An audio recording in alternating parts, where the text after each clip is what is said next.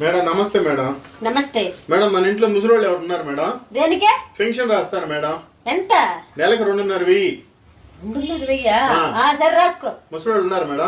ఉన్నారు. పేరు? నెల్లూరు నీరజ. ఏది మేడం? నేనే. మీరు ముసలోళ్ళు లేదు మేడం, జుట్టు నల్లంగా ఉంది. ఇందాక రంగేశా.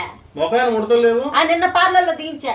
బాడీ స్టిఫ్ గా ఉంది. అరే మొన్న జిమ్ లో జాయిన్ అయ్యానా. 55 ఏళ్ళు ఉండాలి మేడం. వచ్చాయి రాసుకో. మేడం మీ ఇంట్లో గర్భవతులు ఎవరు ఉన్నారు మేడం?